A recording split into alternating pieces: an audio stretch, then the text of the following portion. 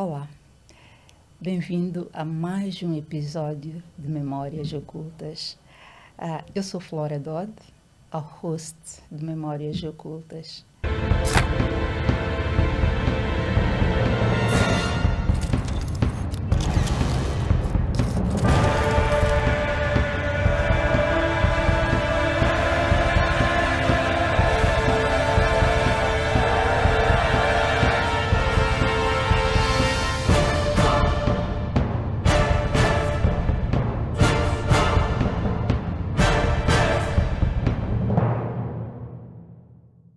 Nós viemos hoje com mais uma história.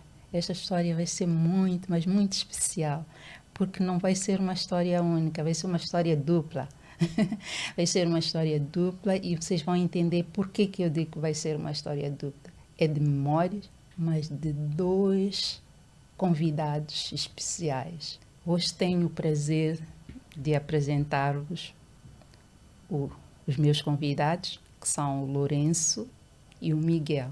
Eles são gêmeos e trazem uma memória daquilo que é a história deles, daquilo que é a vivência deles. Nós vamos acompanhar durante essas horas ou esses minutos de nossa conversa. Passo desde já a cumprimentá-los. Olá, bem-vindos.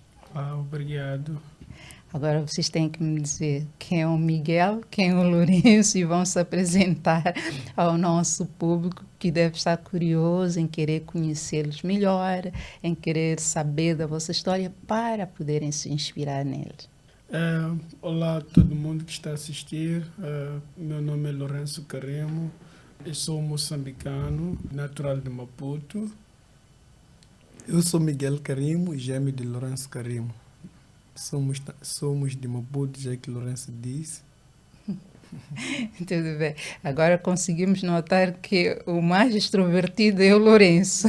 O Carimo mede um pouco as suas palavras. Ou é porque estamos aqui a iniciar. Mas pronto, no desenvolver da nossa conversa nós vamos aqui decifrar esse enigma que traz aqui a cara do Miguel. Mas nós queremos, antes de mais, entender o que é que vos traz. O que é que essa vossa história vai nos ensinar hoje, aqui nesta mesa? A vossa infância, como é que foi? E como é que chegam ao estágio em que estão? Que nós também devemos querer saber. Eu acho que nossa vida, desde pequeno, desde criança, né? Foi feita através de dores. Nós não tivemos que largar a nossa infância e crescer rápido.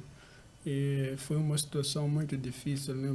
Porque enquanto outros meninos da nossa idade, na altura, aproveitavam a infância de uma forma boa, nós tínhamos que trabalhar para crescer ou para colocar algo em casa. Ok. Quando diz que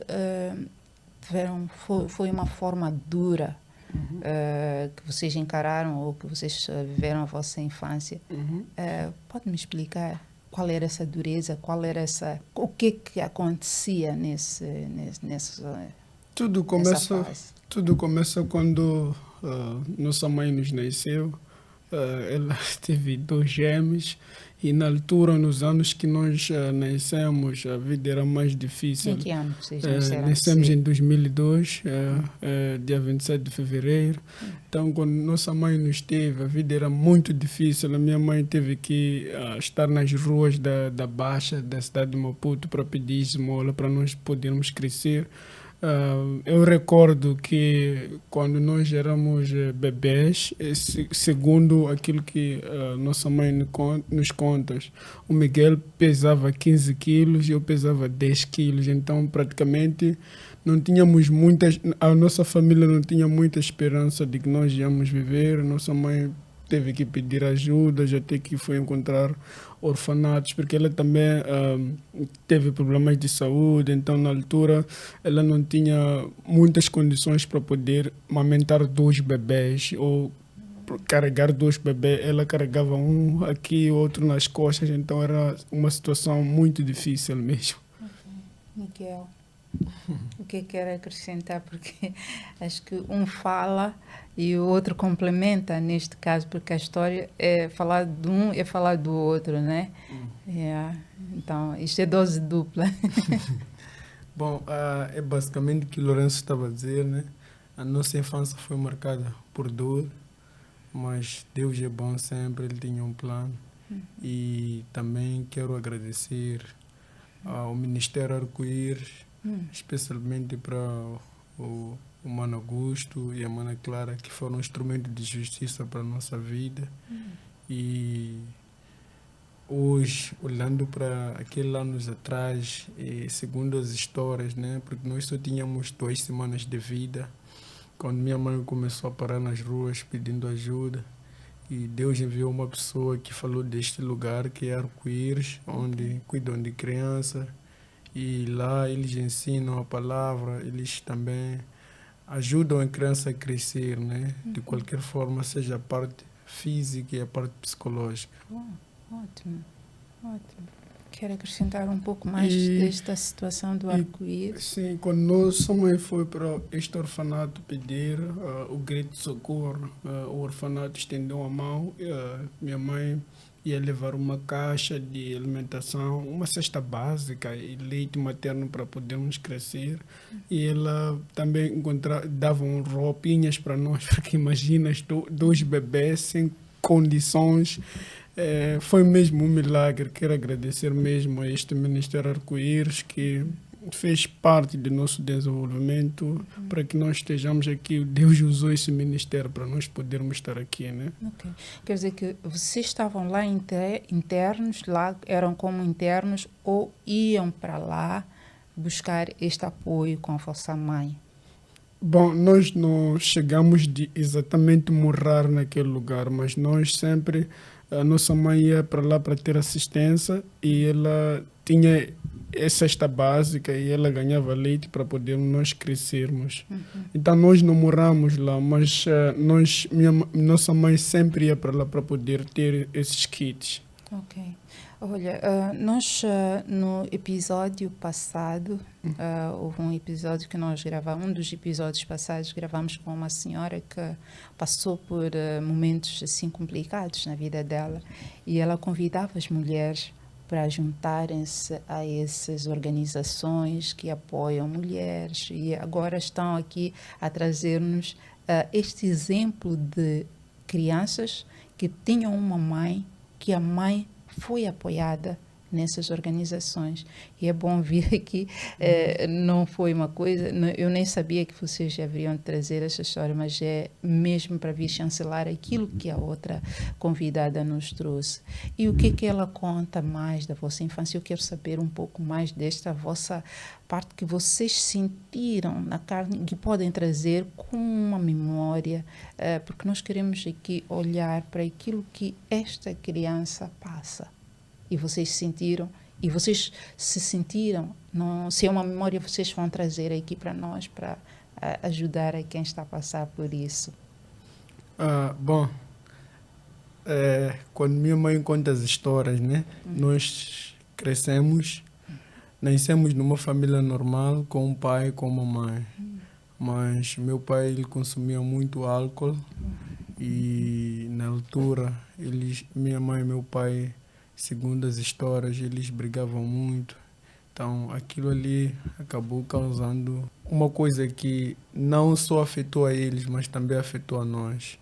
Então, meu pai, ele consumia o álcool e lutavam com minha mãe, eles se agrediam fisicamente, tanto psicologicamente, na altura, né? Então, nós não crescemos com nossa mãe e nosso pai ao mesmo tempo. Eles se separavam muito, a gente na altura mudava-se de uma casa para outra, uma casa para outra. Então aquilo ali acabou afetando-nos psicologicamente. E na altura eu recordo que nós fomos morar em casa da nossa avó, no Bagamui, na altura. Então, e na altura lá éramos muito, né? Também as condições eram mais favorável do que lá em casa na altura, né? Mas quando você sabe de que na minha casa alguma coisa tem um instinto, né? Porque eu preciso fazer uma coisa para sair, né? Então tivemos nós preferimos voltar, fomos em casa onde nós vivemos com o nosso pai. Ele consumia álcool e uma coisa que eu sempre admirei nele, né? Ele comprava alimentação para nós, fez aquilo que ele podia, né? Na altura, né? Então, quando meu pai ele para de consumir o álcool, então ele fica uns 2 anos sem consumir o álcool. Uma coisa que nós sempre levamos na mente, né? Nós vimos a morte do nosso pai, né? Ele praticamente morreu nas nossas mãos e aquilo ali começou mesmo a afetar com a nossa vida, estragou a nossa infância e nós já não tínhamos uma esperança, não tínhamos um rumo, né? Na altura nós estávamos inclinados no mundo do futebol, éramos atleta. Eu na altura jogava para uma academia, então já estava a engrenar no profissionalismo e aquilo ali acabou afetando toda a nossa carreira, nossa escola também paramos. Então foi um choque de realidade, então nós estávamos revoltados. Então aquilo ali estragou a nossa infância, porque nós carregávamos traumas, então era uma coisa que era difícil nós se esquecer. Para mim é muito difícil, né, lembrar sobre tudo aquilo que nós passamos, né? Principalmente quando me lembro de que nenhuma criança, na verdade, tem direito de passar aquilo que nós passamos. Primeira coisa, ter que recorrer a orfanatos para poder buscar ajudas. Eu acho que, na verdade, nenhuma pessoa merece, né? E foi algo muito, muito, muito, muito difícil, né? E quando hoje eu vejo minha história, nós perdemos o nosso pai praticamente nas nossas mãos, porque vivíamos quando éramos 3. Eu me lembro de que naquela noite ele gritou nossos nomes, nós estávamos no outro quarto, ele estava no quarto dele, né? Quando nós fomos lá, encontramos de que ele praticamente perdeu a mobilidade, ele não se locomovia mais, e daí nós erguemos a ele, colocamos ele na cama, dormimos em 3. Vimos de que pai não está a acordar, pai não está a melhorar, aí nós requeremos ajuda e nessa altura nós ligamos para nossa mãe porque ela vivia noutra casa e ela veio a correr. Ele caiu praticamente às 22 e nós só tivemos que acompanhar no hospital a ele quando eram por aí 6 e tal ou 7 e tal. Ficamos todo o tempo e não foi fácil, na verdade. Então, essa memória que fica na minha cabeça, né? Eu me lembro de que naquela madrugada eu e meu irmão nós saímos, gritamos ali, dissemos: Deus, por que estás a tirar alguém que nesse exato momento não tem muito, mas a pessoa é que tem, praticamente é que resolve o problema, né?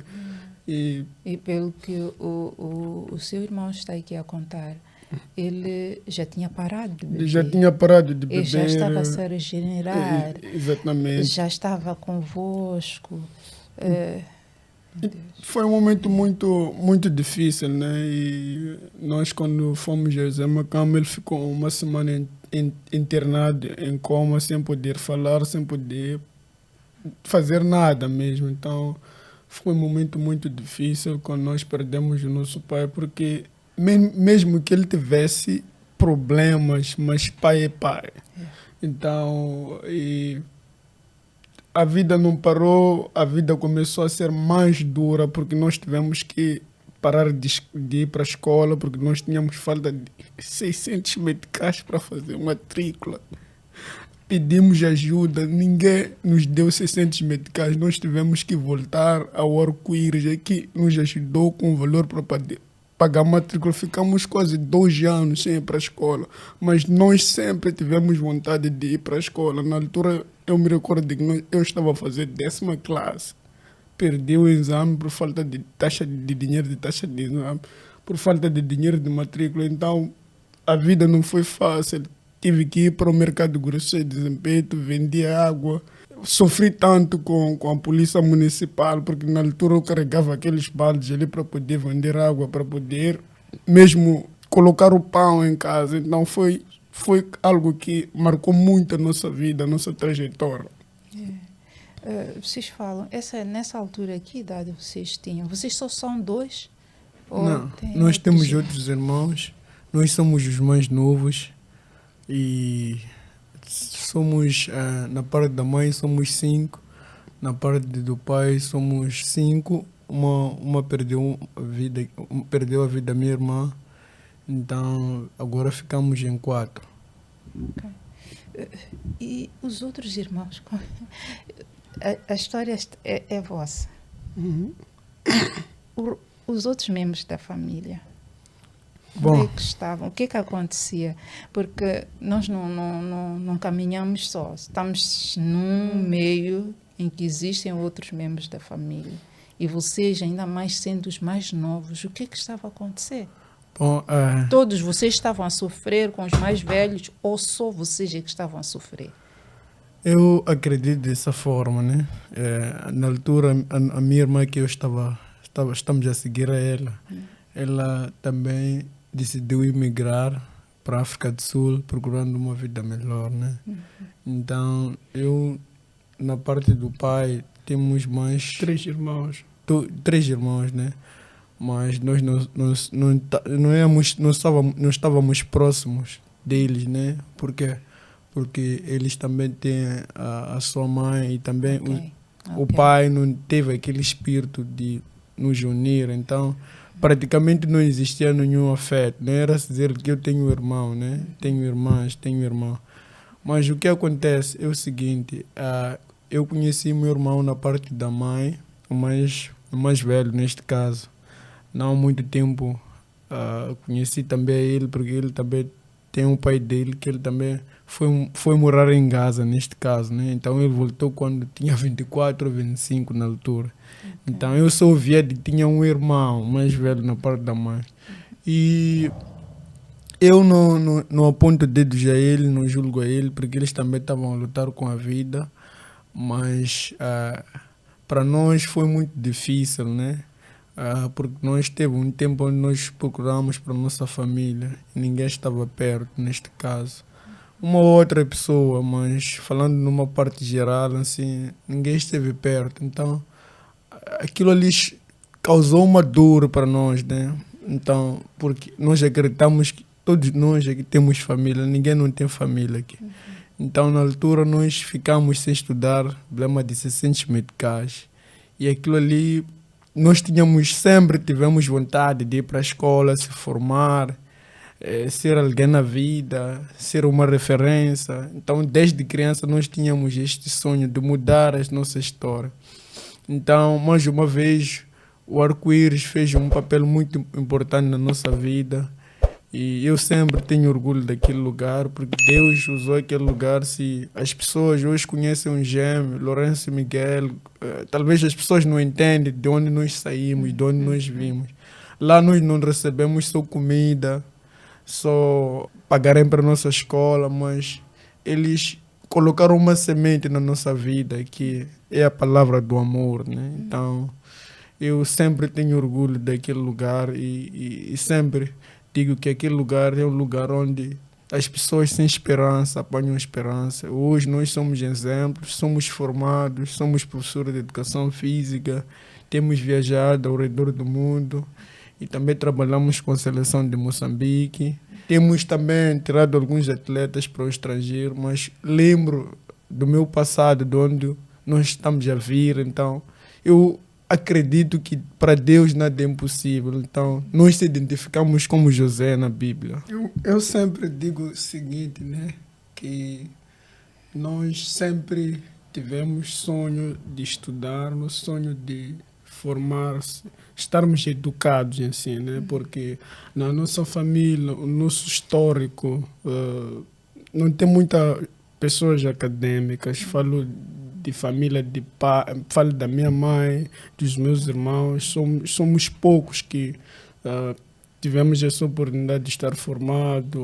A minha irmã é só agora que ela também já está a entrar na onda, mas são poucos dos meus irmãos que são formados. Então nós sempre amamos a nossa família e sempre lutamos para que talvez um dia nós podemos fazer entender a eles de que vale a pena acreditar no processo.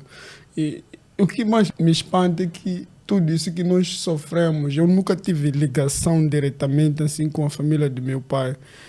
Tenho um irmão do meu pai que só conheci agora que eu já tenho essa idade. Não conheço o pai do meu pai que ainda está vivo. Então, na família não tem muita união, assim. Mas como nós carregamos uma luz, nós queremos trazer essa luz que é de Jesus, que é de Deus, para que nossa família seja iluminada e para que sejamos celebrar. Quando eu saio, vou para um sítio, vejo uma família unida, felizes. Quando eu, final do ano, passam juntos, aquilo me dá uma esperança, ou me dá um desejo, ou até choro, porque cobiço um dia estar ali a festejar com a família, porque a família faz parte também. Deus colocou a família, então são coisas muito difíceis mesmo que nós encaramos, né, dia a dia. Olha, nós já estamos aqui em conversa com os gêmeos, o Miguel e o Lourenço, que nos trazem uma história dupla de muito sofrimento, de perdas, né? Perdas dos seus entes queridos, que é o pai, neste caso, seu ente querido, e aquela falta de comunhão entre eles, aquela falta de união, podemos assim dizer, entre eles, que os fez passarem por situações muito delicadas, muito complicadas, que só foram apanhar esse alento neste orfanato que eles aqui referiram. E aqui estamos aqui a ver também que o fato de nós pormos os nossos filhos no mundo e haver aqui este desencontro, posso assim dizer, entre os pais, deixa estas crianças que nós pomos ao mundo propensas a essas situações de sofrimento, de maus tratos, de falta de muita coisa que lhes possa fazer ir avante. Mas eles aqui estão a trazer uma história. Hoje é uma história que estão a contar e que trazem aqui os seus momentos, quero aqui acreditar, de superação, porque nós ouvimos aqui eles já falarem que já estão a trabalhar, formaram-se, já viajam pelo mundo, são professores e tudo mais. Então, nós queremos continuar a escutar, a acompanhar a história deles, mas nós queremos aqui entender quando é que se dá essa viragem. Vocês sofreram, mas antes de dizer quando é que se dá essa viragem, nós queremos aqui entender que tipo de exposição vocês tiveram.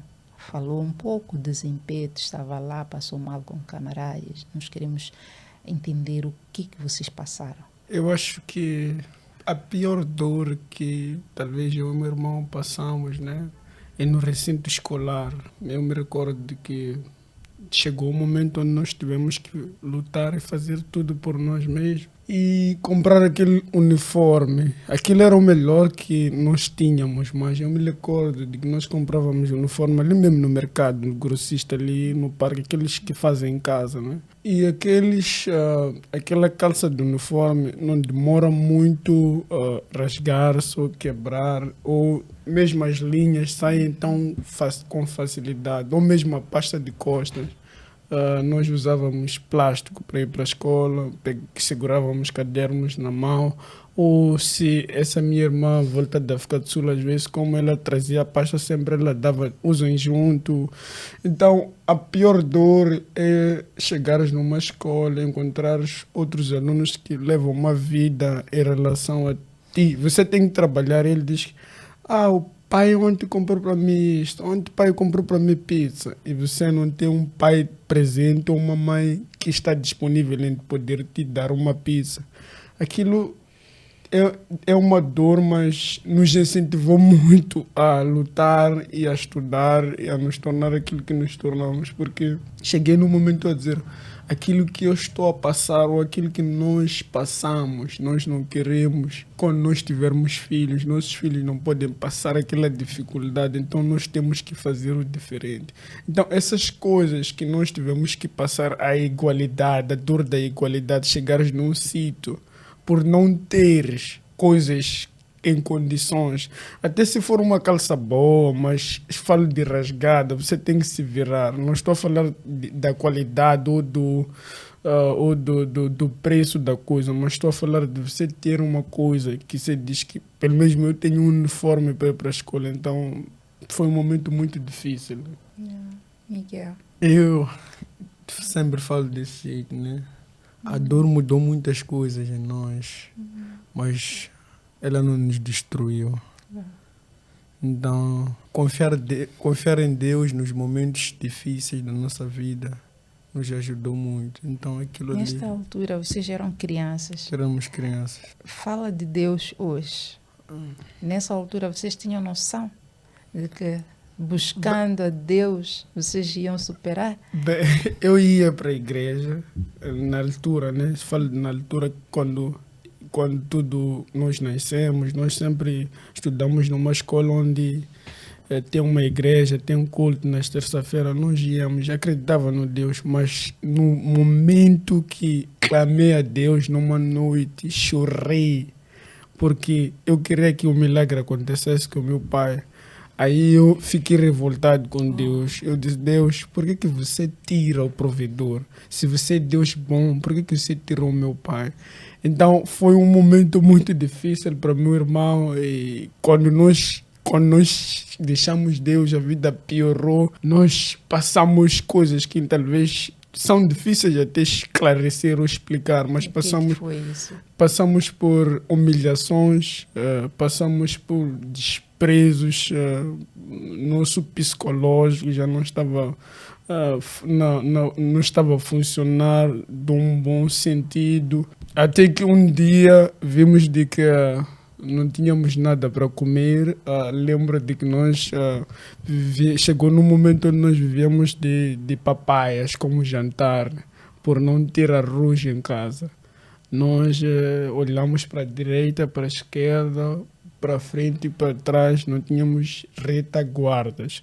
E tivemos mesmo que optar em jantar com papaias. Eu me recordo de que uma das noites que nós não tínhamos nada, eu acabei tomando sal e água.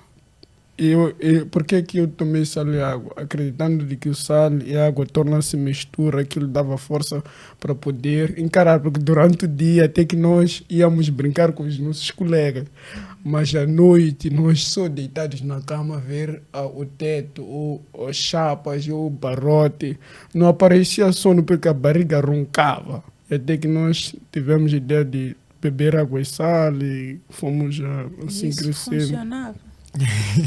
Bom, segundo, naquela altura, né, nós estávamos muito informados sobre essas coisas de soro, então nós acreditamos que aquilo ali, água e sal, se nós tomamos água e sal, vai servir de soro. Então, como o soro dá força, né? Então, como naquela altura nós estávamos com fome e optamos em água e sal porque nós acreditamos de que aquilo ali é soro. Vocês tinham idade? Que idade? Vocês viviam, vocês os dois só? Quando nós perdemos nosso pai, conforme eu estava a dizer aqui, a nossa mãe, ela não estava com uma saúde tão assim, então ela teve que recorrer às irmãs, nesse caso em casa da minha avó, onde ela vivia lá. Então ela buscava tratamento lá. Então ela na altura não tinha como ela trabalhar, né? Então ela estava focando mais na saúde. Então praticamente eu não condeno minha mãe, porque ela ajudou naquilo que ela pudesse, né? Mas na altura foi muito difícil. Nós já fizemos trabalhos duros em troca de prato de comida. Que trabalhos? Então já trabalhei como pedreiro em troca de prato de comida, já cortava pico, abríamos covas. Então fazíamos aquele trabalho duro mesmo. Então uma criança que talvez deveria ter um caderno, uma caneta num quarto, estudar, se preparar para um teste, mas nós não tínhamos esse tempo. O tempo que nós tínhamos era somente trabalhar pelo prato de comida. Então já não tínhamos como ir para a escola. Então as pessoas chamavam-nos, ei, venha fazer isso. Depois, mais tarde, eles nos serviam e a gente ficava feliz porque é aquilo que nós estávamos a precisar naquele momento. Mas é aquilo que eu, desculpa, mas é aquilo que eu sempre falo, né? A dor, ela mudou muitas coisas em nós, mas ela não nos destruiu. Por quê? Porque nós sempre, desde criança, temos aquela sede de vencer, aquela sede de um dia nós podemos mudar o nosso rumo. Porque isto aqui, uma das coisas que eu sempre digo obrigado a Deus é porque eu não estava sozinho, sempre estive com meu irmão, que era o Lourenço. Nós, mesmo no momento da fome, no momento da dor, a gente sempre se abraçava, dizer, ei, a gente vai vencer, vamos ultrapassar isto. Foi um momento muito difícil, como o Miguel estava a descrever, né? Mas em tudo isso, eu me lembrei da história de José. José teve um tempo de escassez na vida dele, né? Ele teve que sair da terra dele, ele teve que ser escravo, foi batido, enfrentou várias coisas, mas Deus sempre estava lá. Então, tudo aquilo que passamos na nossa infância, eu sou muito grato a Deus, porque aquilo nos mostrou que o processo não se viola. Então, nós, para estarmos aqui hoje, bonitos, brilhantes, educados, é porque Deus sempre nos preparou. Então, aquilo foi uma preparação para nós estarmos aqui, porque mesmo na Bíblia, no livro de Jeremias 29:11, a Bíblia diz que o Senhor já conhecia os nossos planos antes de nós estarmos aqui, antes de nós existirmos. Então, ver hoje os gêmeos, nós somos os primeiros da nossa família, dos meus irmãos, ao cruzar o oceano, a apanhar um voo. Já estivemos nos Estados Unidos da América, já estivemos em Brasília, já estivemos em Angola, já estivemos na África do Sul, já apanhamos quase todos os tipos de transportes, seja aéreos, seja terrestre. Então, todas essas maravilhas que nós estamos a viver agora é porque nós sempre respeitamos o processo e Deus prepara-te antes de dar. Primeiro, momento da semeadura é muito difícil, mas o momento de colher. Eu me recordo quando o povo de Israel, quando José foi para lá, foi ser governador. E o pai dele já enfrentava problemas de fome, tinha seca. E naquele tempo José proveu para a família, ele deu objeto. Então agora é o momento de colher. O momento de colher é um momento que também nos ensina a olhar para o nosso passado e dizer de que nós não podemos cair. As oportunidades são muitas, mas nós sempre temos que continuar humildes acima de tudo e continuamos focados naquilo que é o nosso desenvolvimento, acima de tudo, buscar mais o reino do céu. E como é que vocês fazem para fazer a manutenção, neste caso, desse equilíbrio, desse bem-estar? Porque quem ganha não quer perder, quer acrescentar, exatamente. Né? Então, o que é que vocês fazem para fazer a manutenção deste equilíbrio, desta continuidade? Bom, nós estamos numa fase onde todo mundo quer estar conosco, até aqueles que não acreditaram em nós. Então, agora é o momento. Nós já conhecemos quem são os nossos e sabemos aqueles que se aproximam dos objetivos, neste caso. Deus tem nos dado discernimento de dizer, meus filhos, ali não vão. Aquele ali não vem para agregar nada. Então, se fores a ver, eu não ando com alguém que não aprendo nada. Eu gosto de andar com pessoas que consigo aprender. Aprender não precisa andar com pessoas com mais recursos em relação a mim, mas pessoas com boas experiências de vida. Uma pessoa me disse assim, vocês agora, todo mundo quer tirar foto com vocês, quer vos ligar para provar amigos de que eu conheço os gêmeos, quer vos dizer uau. Mas vocês têm que lembrar de uma coisa, a vida não para por aqui. São muitos que estavam na diáspora e caíram. Mas para mim, eu sempre falo assim, o segredo é ter Jesus como nosso líder. Aí você não cai. Mas também cair para nós não é problema, porque sabemos como começar. Se é para nós cairmos, vamos começar a varrer, fazer limpezas, lutar com polícia camarada, não é problema, porque nós não estamos aqui porque nós empurramos alguém. Foi nossos esforços próprios e também foi uma coisa que Deus já abriu para nós. Conforme Lourenço disse, Jeremias 29:11. Deus diz assim: eu conheço a ti e os planos que tenho consigo. Não são os planos dos homens, são os planos de Deus. Então, olhando para nós e olhando no equilíbrio, neste caso, nós encontramos nosso equilíbrio em Jesus.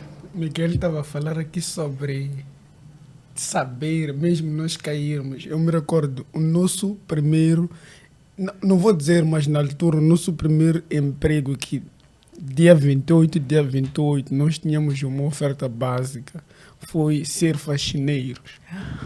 E quando Miguel fala disso, Eu vi o meu que eu vi. eu me recordo de que o Iris Global, que é essa instituição que nos ajudou muito, que eu sou muito grato, em vez de nos dar a cesta básica, nós somos jovens, ele nos deu a oportunidade de nós trabalharmos na escola, varremos as salas, fazíamos limpezas. Nós, na altura, quando fazíamos isso, fazíamos para os alunos que estudavam, tinham nossa idade, praticamente. Ou nós já estávamos a estudar, mas no lado de fora. Okay. Porque nós já tínhamos uma idade já avançada. Então, nós tivemos que estudar fora. Até eu acho que sou muito grato, porque se eu estivesse a estudar na mesma escola onde eu estou a trabalhar, talvez não entendia o propósito, mas agora eu entendo. Nós trabalhávamos como faxineiros, cuidávamos da escola. E uma das coisas que me marcou é que os alunos que nós atendíamos as necessidades desses alunos gozavam muito conosco, a maioria. E veja de que Deus, o homem pode te humilhar, mas Deus é grande. Fomos humilhados. Eu recordo de quando eu passava por ali, os alunos jogavam papéis. É claro que existiam alunos bons, mas existiam alunos que não te olhavam de uma forma assim, né? Sempre, em algum momento, fomos vítimas, muitas das vezes. A pessoa te olha, principalmente quando você trabalha na escola, sendo jovem e os outros jovens têm mais recursos em relação a ti, a dor é mais pior, porque você diz que aquele tem uma boa pasta, eu estou aqui a varrer, aquele não precisa fazer isto que eu estou a fazer.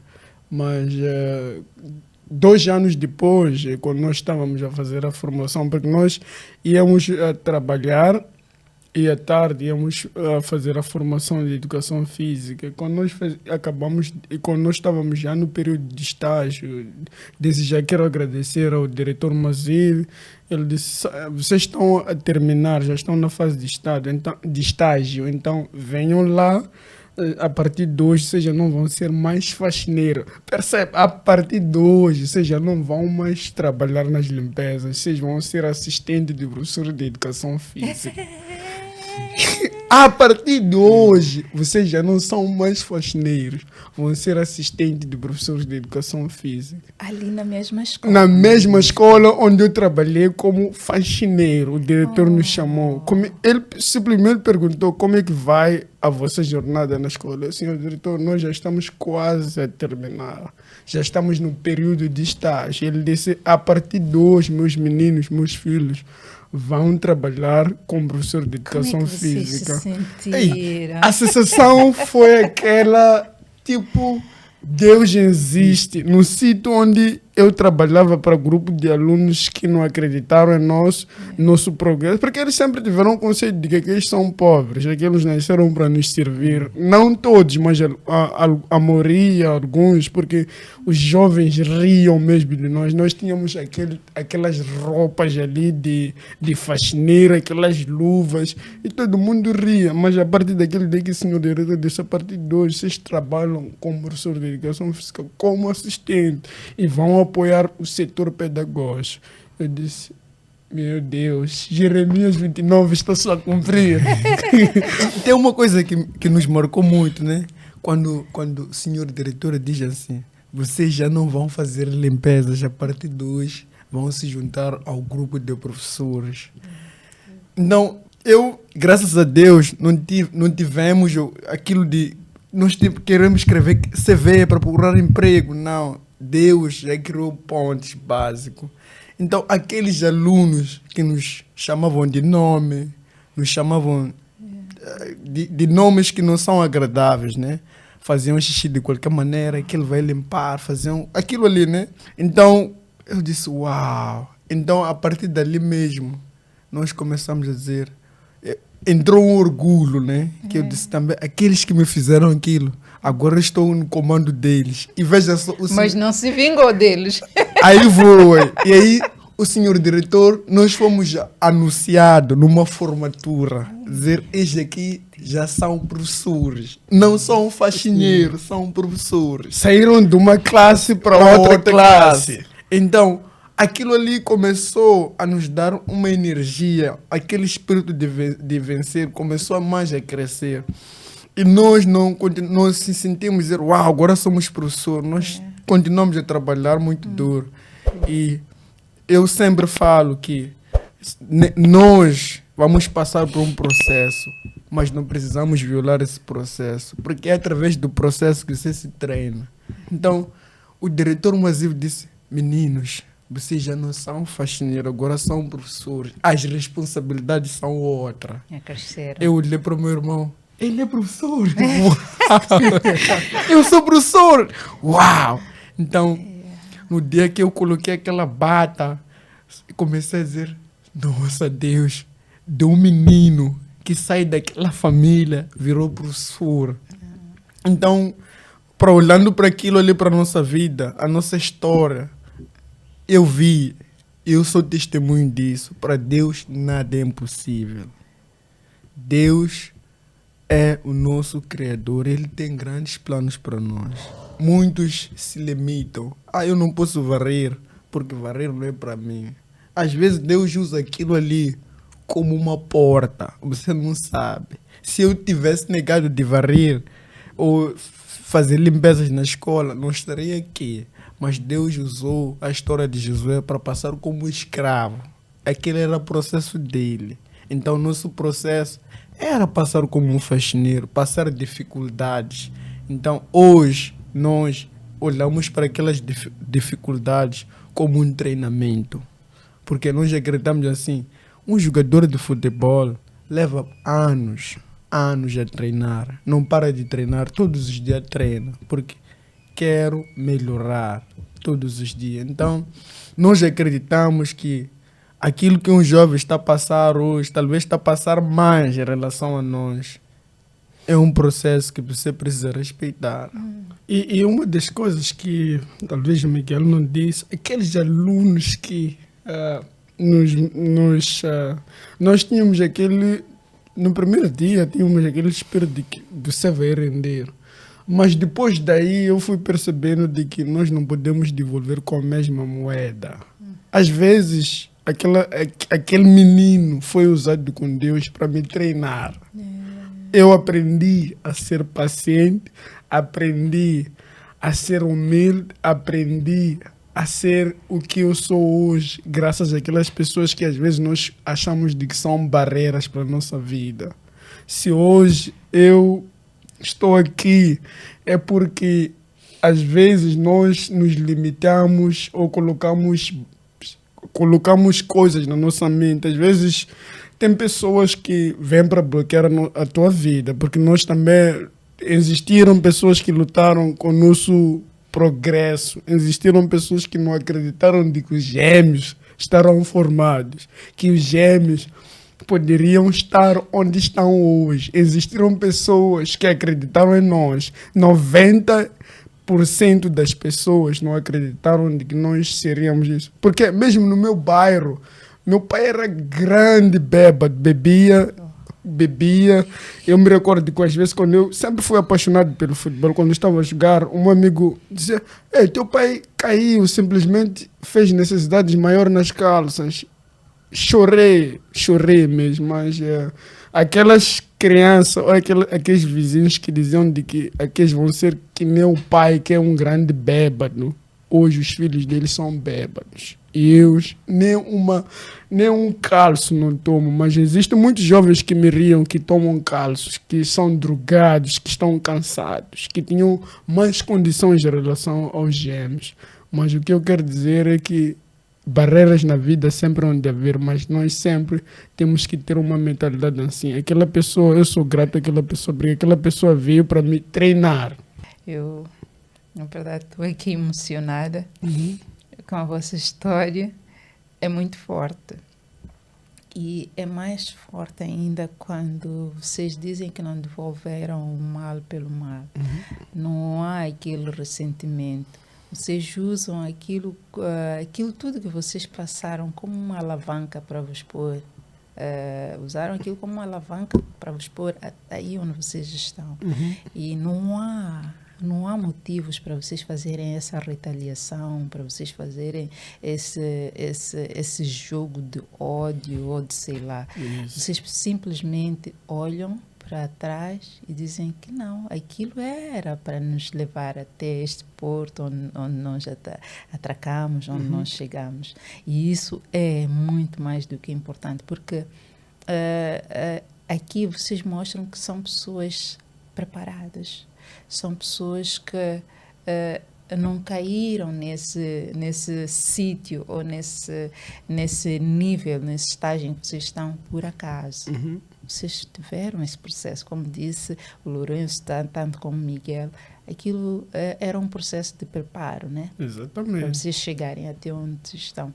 E eu estou muito feliz que vocês estejam aqui a partilhar isso, porque muitos jovens são daqueles, eu sofri por causa daquela pessoa, eu também vou fazer ela sofrer. Então, vocês estão a mostrar aqui a jovens como vocês que não é esse o caminho. Não é esse o caminho que o jovem, que nem vocês pode seguir, pode trilhar. E vocês ganham mais respeito e ganham mais vocês mesmos. A vossa consciência está livre, a vossa consciência está descansada. Que eu sim sofri bullying, sofri de maus tratos, Fui perseguido. É verdade.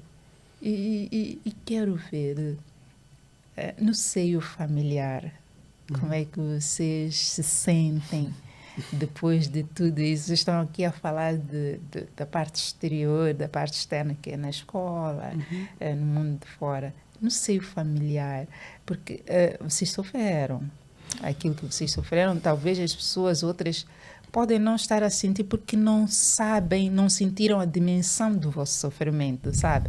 Eu posso olhar, eu minimizo o sofrimento. Miguel está a sofrer, diz que sofreu, mas eu sofri mais. Exatamente. Apesar de só ter sofrido porque arranhei uma unha, né? Ou sei lá, mas pronto, é daquelas coisas que eu digo que eu não vou minimizar o sofrimento da outra pessoa. Se ele diz que sofreu, ele que sabe, sofreu porque aquilo que arranhou a unha, doeu-lhe até a alma. Exatamente. Podemos assim dizer. Então, não podemos aqui julgar o sofrimento do outro, mas na família, como é que vocês estão? E depois quero também introduzir como é que vocês, o vosso coração, hoje em dia, está, porque vocês sofreram, o vosso coração foi quebrado em vários pedaços, vocês tiveram que catar, juntar para continuar. Hoje.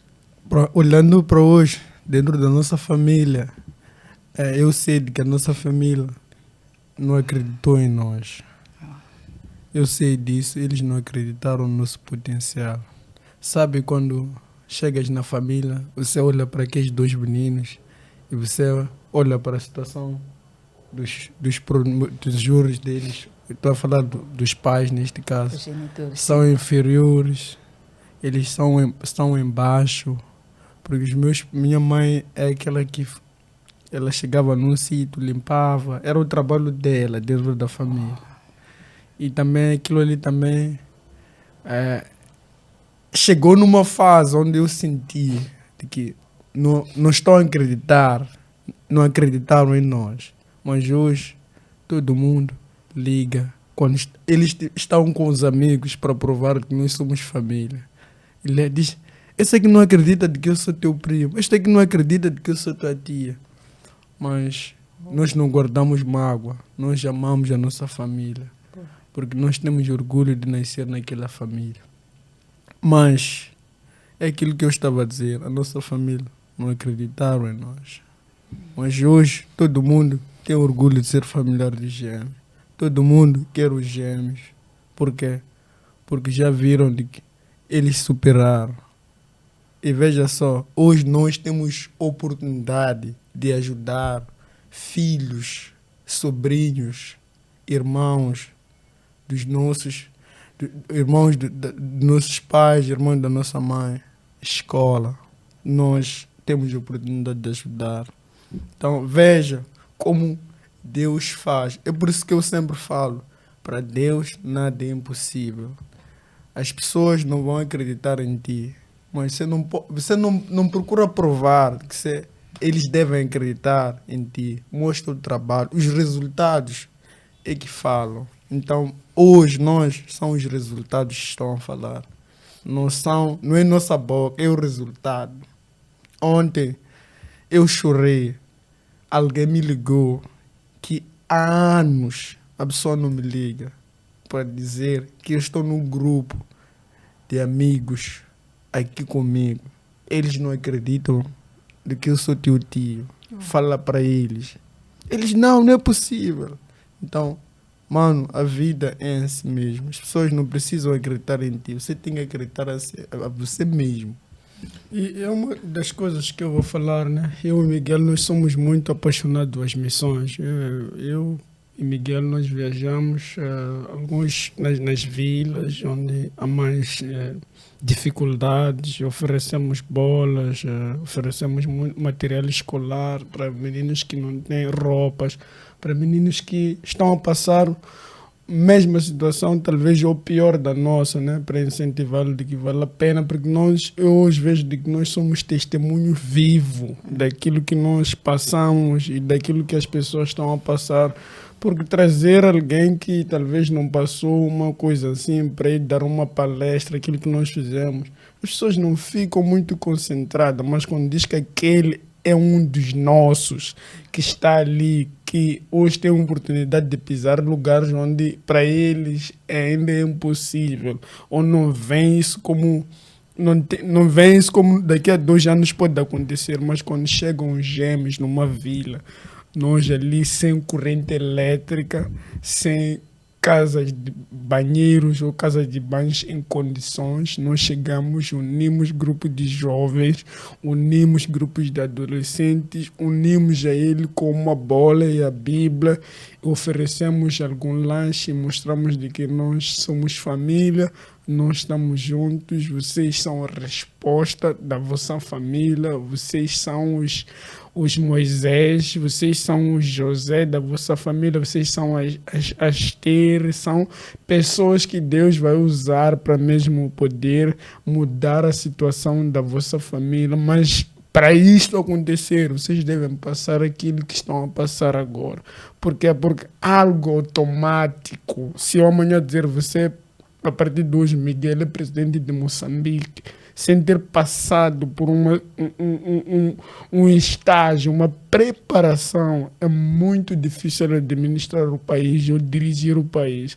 Então, aquelas crianças devem passar aquilo que estão a passar hoje. É claro que toda criança, já vem 1 de junho, vamos unir, é claro que toda criança tem um direito, tem os seus direitos, os seus deveres. Esses deveres, em algum momento, nas vilas. Não estou a falar daqui da cidade de Maputo hoje está tudo preenchido. Estou a falar das vilas onde nós pisamos, onde há mais dificuldade. Uma vez encontrei um adolescente de 13 anos, quando eu olhei para ele, estava todo sujo e roupa rasgada, até rasgada mesmo, nem chinelo. A criança acho que já está mais de 3 anos sem ter um calçado. Tirei o meu chinelo, ofereci aquela criança. Mas aqueles chinelos não são somente chinelos. É para lembrar aquela criança de que um dia ela vai devolver aquilo que eu dei para outra pessoa. Porque aquilo que nós recebemos dos missionários, ou aquilo que nós recebemos da IRS, agora é a vez de nós levarmos a esperança para outros. É por essa razão que nós somos muito apaixonados por trabalho social, mas acima de tudo, um grande objetivo não é para as pessoas ficarem ricas, mas é para a pessoa ter uma mentalidade de vencedor. Porque várias palestras são para te financiar, isso não me interessa. A primeira coisa, porque nós às vezes lutamos muito para ter o dinheiro. E se você com dinheiro, você compra um telefone. Mas com o telefone, se você não ter bons amigos para comunicar, o telefone pode te destruir para a pornografia. Você pode ter uma casa bonita, mas sem um sono para dormir é impossível. Você pode ter melhores carros, mas se não tens algum sítio que vais dirigir, que vais se sentir em paz, você acaba tudo ficando frustrado. Então, como é que vocês estão em termos disso? Qual é a paz que vocês têm? Eu agora tenho oportunidades, talvez daquilo que nós construímos da nossa imagem. Existem pessoas que querem colaborar conosco, querem trabalhar conosco, mas uma das coisas mais principais que os jovens moçambicanos têm dificuldade é a identidade.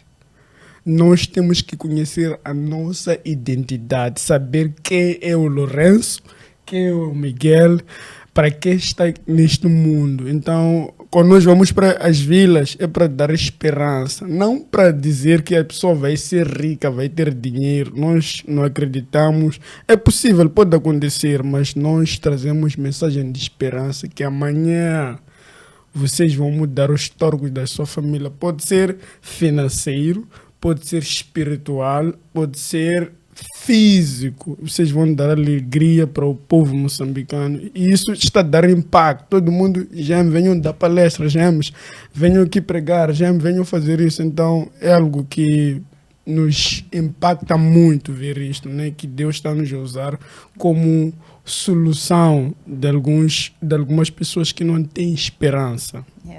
E é daquelas coisas, antes de vocês me contactarem, eu não os conhecia. E fico maravilhada, né?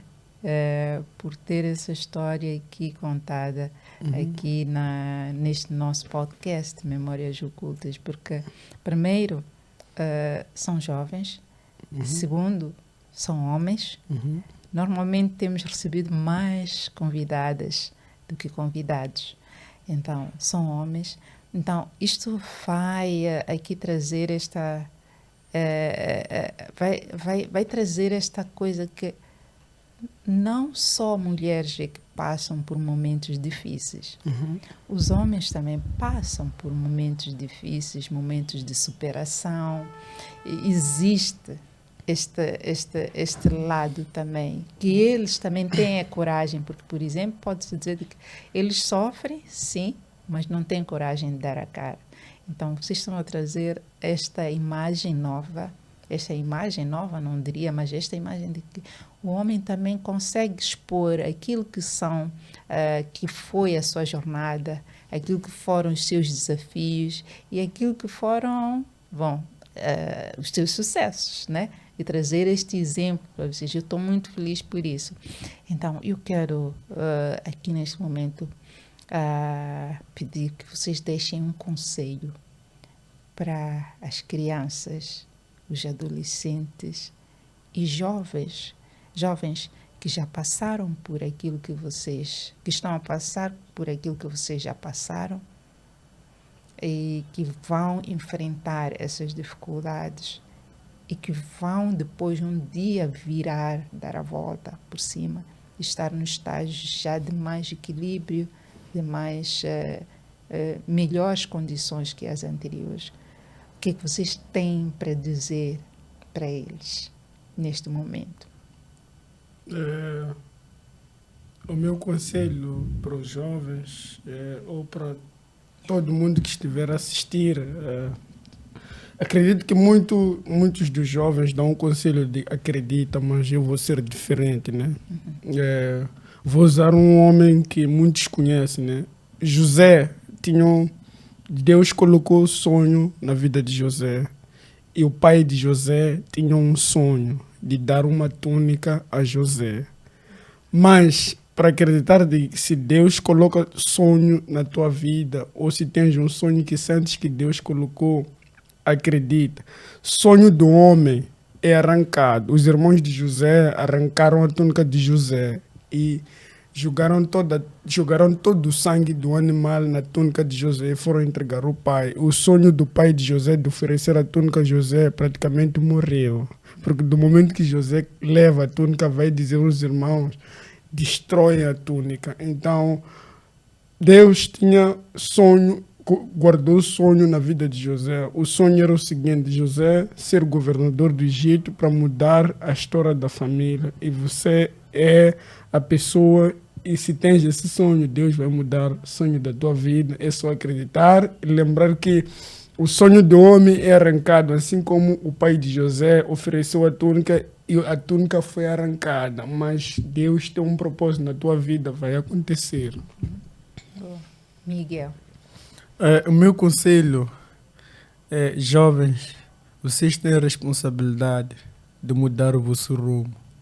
Ninguém vai aparecer e dizer eu vou mudar, mas tu tens que dizer sou eu que tenho que tomar uma atitude, independente da escassez ou dificuldade que estás a enfrentar agora. Lembre sempre, você que tem a responsabilidade de mudar o seu rumo. Ninguém vai vir fazer diferente em ti. A criança, quando começa a gatinhar, primeiro começa a gatinhar de barriga, certo? Né? Vira de barriga.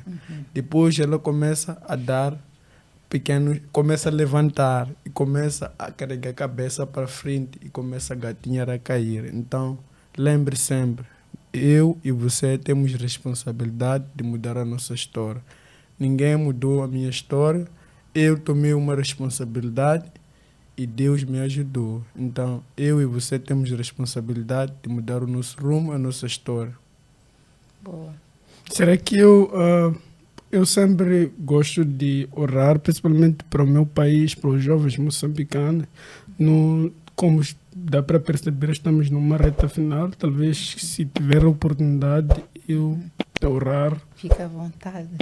Então, eu quero orar para ti, jovem que não tem esperança, jovem que está a enfrentar dificuldades, qualquer tipo de dificuldade ou áreas na sua vida ou barreiras.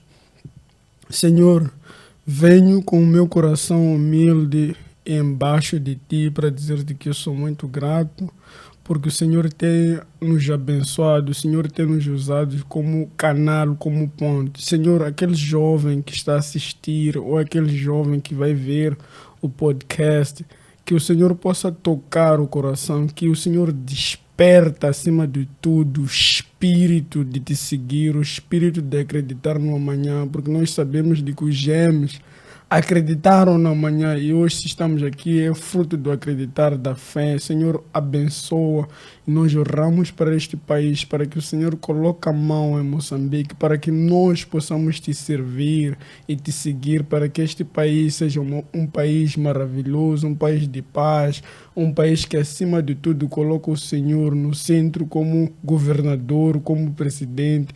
E nós amamos ao Senhor porque o Senhor morreu naquela cruz, deu o seu único filho para que nós sejamos salvos.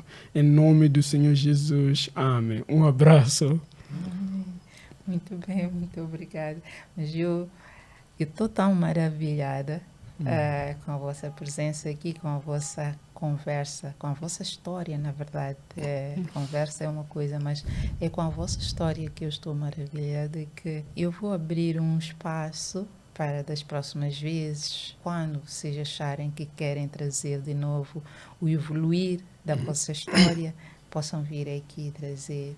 E quando vocês tiverem alguém também que queira partilhar a sua história, possa vir aqui partilhar a vossa história, porque só assim nós podemos mudar, só assim nós podemos apoiar as pessoas que precisam de nós. Podem acreditar que esta vossa exposição, esta vossa história vai tocar em alguém e vai mudar.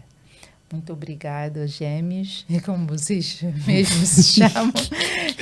Mas vou aqui repetir ao Miguel. Muito obrigada, Miguel. Inicialmente pensei que fosse mais tímido e falasse um pouco mais, vi que também expõe aquilo que são as suas emoções, aquilo que são as suas posições. Muito obrigada ao Lourenço, com quem tive a oportunidade de me comunicar até chegarmos aqui. Obrigada. E eu faço votos para que a vossa trajetória só vá mais avante e que ainda possam trazer mais exemplos para esses jovens que precisam de vos ter aí como espelho para mudar as vossas vidas, para que continuem, na verdade, a elevar o nosso país com o trabalho que vocês fazem, porque falaram, e não falaram muito do vosso trabalho que fazem na seleção. Podemos falar um pouco disso? Podemos falar. Por favor. Nós trabalhamos na organização de jogos internacionais e nacionais. Nós trabalhamos lá com marketing, neste caso, com as publicidades. E já estamos envolvidos com a seleção nacional já há um bom tempo. E, na verdade, nós somos filhos daquela casa e eles também têm nos apoiado bastante. Também mandar um abraço para o presidente Faisal Cidade, assim como o nosso querido pai, o Hilário Madeira, que tem sido uma bênção para nós também. E também nós temos apitado jogos na cidade de Maputo, aqui na cidade. Temos mostrado pelas crianças que nós temos passado, jovens, também pessoas com mais idade superior, que nós não vamos além de uma bola e uma chuteira e um apito, nós vamos além daquilo ali. Então é uma mensagem que nós temos deixado para esse tipo para esse grupo de pessoas que temos praticado juntos o futebol. Muito bem. Muito bem. Queriam ir embora sem dizer isso. Com fé e esperança, através dos pés, nós compartilhamos o amor. Ok. Então, nós, além de futebol, também atuamos nas causas sociais, viajamos para alguns sítios aqui em Moçambique que enfrentam muitas dificuldades. Vamos para lá dar esperança, abraçar, mostrar. Só vocês dois ou Sim. com mais algumas pessoas? Bom, aquilo que nós estávamos a dizer, né? Nós temos feito esse trabalho, eu e Lourenço abraçamos esta causa já há uns 3 anos e aparecem pessoas da boa vontade, mas muitas vezes são pessoas de fora do país. E este ano nós, graças a Deus, conseguimos atingir quase todas as províncias. Por províncias nós tínhamos um objetivo, alcançar 1000 crianças com material escolar. E deu certo, então tenho visto bons resultados. E também, quando nós temos, podemos fazer. E não precisa ter muito. Da mesma forma que nós temos abraçado essas causas sociais, viajando de cada província, ajudando. É o trabalho que temos feito numa parte onde nós não temos... Nossa parte free. Temos feito esse trabalho social. E este ano aqui vamos a Beira, no mês de junho. Então temos lá também roupas, algum material, brinquedo para criança. Também oferecemos as bolas para essas crianças. E este ano tivemos a oportunidade mesmo de oferecer 1000 crianças por província com material escolar. E foi uma benção, senti o meu coração muito em paz e queremos continuar a fazer mais e impactar as pessoas através de um caderno e uma caneta que podem mudar. Porque uma coisa que também acabei me esquecendo, a caneta nós podemos escrever a nossa história, o nosso futuro. Com a caneta nós podemos decidir fazermos uma pessoa sorrir com uma carta. Uma caneta pode nos fazer transformar de rumo, e a caneta também pode destruir, porque nós podemos condenar alguém com a mesma caneta. Então nós devemos saber como é que nós vamos usar esse instrumento. Mas quando nós damos à criança, é um investimento que nós vemos de ter bom lucro. Quando eu vejo criança, uau, já terminou a 7ª classe, terminou a 12ª classe, aquele caderno que nós ajudamos essa criança mudou o rumo da criança, escreveu uma história através daquele caderno. Então é um trabalho que nós fazemos com amor e tem ajudado bastante o país. Uau.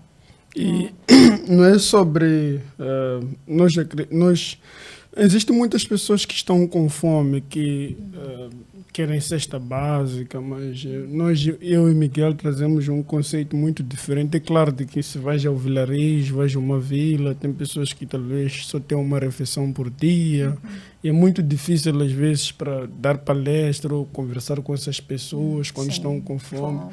Sim. Mas eu sempre trago um conceito. Quando nós vamos para lá, usamos a Bíblia, usamos uma bola. Por quê? Porque dificilmente você sai daqui para Gaza ou Xai-Xai e não encontra um grupo de jovens a jogarem uma bola. Mesmo tendo dificuldades em casa, mas sempre estão a brincar, estão a jogar a bola. Então, dentro do campo, porque nós vamos além das 4 linhas, então nós oferecemos a palavra, e nós oferecemos as bolas, oferecemos o caderno, oferecemos a caneta. Mas cesta básica, até que nós podemos, é muito dinheiro, mas nós até que podemos lutar para dar, mas é muito difícil alguém mudar, porque a pessoa fica na dependência daquela cesta básica. Mas quando você dá caderno, a pessoa vai escrever o futuro, a pessoa vai escrever a sua história. Quando você dá uma bola, a pessoa vai unir, porque aquela bola vários pés chutam, então é no sentido de amor. E por exemplo, eu sei da minha casa, tive café da manhã e agora estou com fome, mas uma bola e um caderno permanece lá. E uma palavra não morre, mas a comida acaba. E a pessoa vai voltar a te conectar. Lembras de mim que você me ofereceu? Acabou isto. Mas quando nós oferecemos nosso amor e uma bola e uma palavra de Deus, e também oferecemos uma caneta, um caderno, aquilo ali traz esperança para aquele povo. E nós ensinamos o povo. Nós não podemos trabalhar pela comida, mas nós devemos criar um base de sustento. Ou seja, investir na agricultura, investir na produção da galinha, investir na produção dos ovos. É isso que vai nos trazer o sustento próprio. Quando nós dependemos da pessoa, o Mano Augusto e Mana Clara, eles não trouxeram uma coisa, dizer vocês venham levar comida, mas eles nos deram um campo de nós crescermos. Dizer, através disso, vocês têm uma base de sustento. Para que vocês não possam voltar amanhã a dizer, estamos a pedir arroz, óleo, mas quando a pessoa te dá uma coisa para sempre, você já depende disso, da maneira que você produz. Então, é uma das coisas que nós temos encorajado as pessoas, que saco de arroz acaba, mas uma Bíblia, Vocês, neste caso, dão um anzol. Exatamente. Então, vai pescar. Então, é uma forma Aí que nós trabalhamos. Não vai morrer de fome. Tem ali um instrumento. Tem um né? instrumento, então... Mas eu estou muito agraciada, estou muito feliz, acima de tudo, pela vossa história e por vos ter tido aqui neste dedo de horas que nós aqui conversamos e pelos testemunhos. Não só testemunhos, que esses testemunhos são grandes ensinamentos para cada um de nós. Aprendi muito também, né? A gente sempre aprende alguma coisa, apesar da bagagem que a gente tem, dos anos que a gente tem de vida.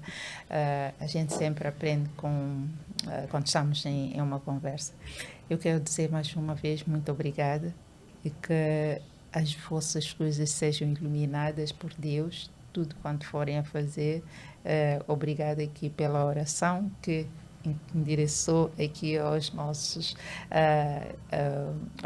internautas, né, através deste podcast Memórias Ocultas, e dizer que o Memórias Ocultas está aberto para recebê-los mais e mais e mais vezes, com histórias, com a evolução da vossa história. Okay? Muito obrigado. E muito obrigado pela esta oportunidade. Esperamos que vocês possam acompanhar Memórias Ocultas, né? Sim. Então vão lá, assistem no YouTube. São coisas muito criativas, conteúdos que ajudam a crescer. E também quero agradecer a todos aqueles que têm nos acompanhado. Batemos uma recorde. Já temos praticamente a minha página já somos 200 mil seguidores e temos alcançado números de visualizações, já chegamos até 10 milhões de visualizações. Então, quero agradecer a todos vocês que têm abraçado, apoiado, lá escrevendo coisas motivacionais. E obrigado pelo esse espaço. E sigam a página e vão lá no YouTube, Memórias Ocultas Podcast. São coisas muito, muito boas. Vocês vão gostar bastante. Obrigada. Obrigada, Lourenço. Digo mesmo, né? Obrigado a todos os meus seguidores, aquelas pessoas que também me encontram na via pública, me reconhecem, é uma oportunidade. Digo que se temos esse retorno, esse feedback das pessoas, é porque nós estamos a fazer boas coisas, porque nós não podemos só pisar em algum lugar, mas não ver comentários secundários. É muito importante. Então, muito obrigado por sempre nos seguir, nos apoiar na internet, nas redes sociais.